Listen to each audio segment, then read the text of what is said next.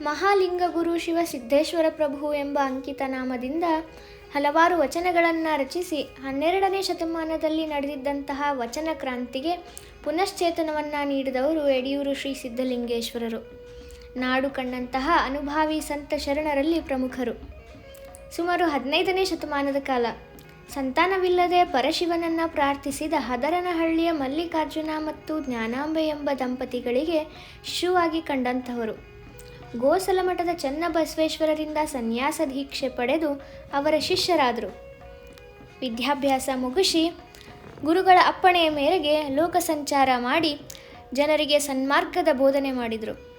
ಯಾವುದೇ ಜಾತಿ ಅಥವಾ ಧರ್ಮವನ್ನು ಲೆಕ್ಕಿಸದೆ ಜನರ ಕಷ್ಟಗಳಿಗೆ ಸ್ಪಂದಿಸಿ ಹಲವಾರು ಅದ್ಭುತಗಳನ್ನು ಮಾಡಿ ಕಡೆಗೆ ಯಡಿಯೂರಿನಲ್ಲಿ ಬಂದು ನೆಲೆಸಿದರು. ಇದು ಈಗಿನ ತುಮಕೂರು ಜಿಲ್ಲೆಯ ಕುಣಿಗಲ್ ತಾಲೂಕೊಳಗೈತಿ. ಕುಣಿಗಲ್ಲಿಂದ ಹಾಸನಕ್ಕೆ ಹೋಗೋ ಹೆದ್ದಾರಿಲಿ ಸುಮಾರು 20 ಕಿಲೋಮೀಟರ್ ಬಂದರೆ ಬರುವಂಥ ಊರು ಯಡಿಯೂರು. ಸಿದ್ಧಲಿಂಗೇಶ್ವರರು ಯಡಿಯೂರಿಗೆ ಬಂದಾಗ ದಿನವೂ ಒಬ್ಬ ವಯಸ್ಸಾದ ಅಜ್ಜಿ ಅವರಿಗೆ ಎಡಿ ತಂದು ಕೊಡ್ತಿದ್ರು. ಒಂದಿನ ಸಿದ್ಧಲಿಂಗೇಶ್ವರರು ಕೇಳ್ತಾರ, ನಿಮಗೆ ಇಷ್ಟು ವಯಸ್ಸಾಗೈತಿ ಆದರೂ ಯಾಕೆ ಕಷ್ಟಪಟ್ಟು ನನಗೆ ದಿನಾಲೂ ಎಡಿ ಒಪ್ಪಿಸ್ತೀರಿ ಅಂತ. ಅಜ್ಜಿ ಹೇಳ್ತಾರೆ ಅವಾಗ, ನಿಮಗೆ ಎಡಿ ಒಪ್ಪಿಸಿ ನಿಮ್ಮ ದರ್ಶನ ಮಾಡಲಿಲ್ಲ ಅಂದರೆ ನನ್ನ ಜೀವಕ್ಕೆ ಸಮಾಧಾನ ಆಗೋದಿಲ್ಲ ಅಂತ.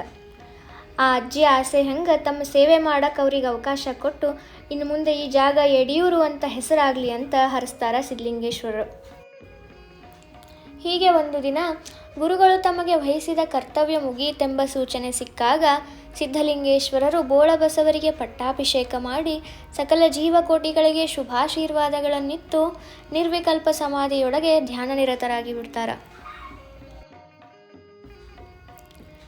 ಶಿವನಿಂದ ಅವತಾರವೆತ್ತಿದ ಮಹಾಚೈತನ್ಯ ಅಂದು ಶಿವನ ಆಹ್ವಾನದ ಪ್ರಕಾರ ಶಿವೈಕ್ಯವಾಯಿತು.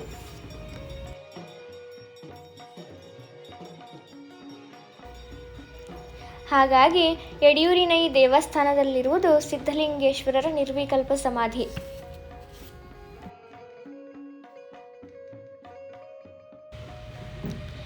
ಈ ದೇವಸ್ಥಾನದ ಕಟ್ಟಡ ದ್ರಾವಿಡ ಶೈಲಿಯೊಳಗೈತಿ. ಹಳೆಯ ಕಟ್ಟಡವನ್ನು ಹಾಗೇ ಉಳಿಸಿಕೊಂಡು ಅಭಿವೃದ್ಧಿ ಕಾರ್ಯಗಳನ್ನು ಮಾಡ್ಯಾರ.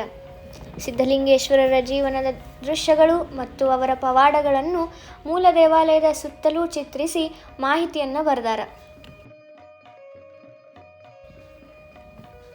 ಸಿದ್ಧಲಿಂಗೇಶ್ವರರ ಸಮಾಧಿಯ ಪ್ರಾಪ್ತಿಯನ್ನು ಗುರುತಿಸಲು ಪ್ರತಿ ವರ್ಷ ಅದೇ ದಿನ ಅಂದರೆ ಹಿಂದೂ ಪಂಚಾಂಗದ ಪ್ರಕಾರ ಯುಗಾದಿಯಾದ 7ನೇ ದಿನದಿಂದ 15 ದಿನಗಳ ಕಾಲ ಜಾತ್ರೆ ನಡೆಯುತ್ತೆ.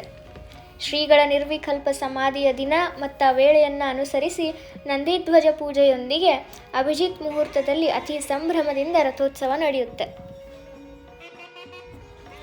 ಇಂದಿಗೂ ಅವರು ನಂಬಿದವರಿಗೆ ವರಗಳನ್ನೀಯುವ ಮಹಾಶಿವಯೋಗಿಗಳಾಗಿದ್ದಾರೆ.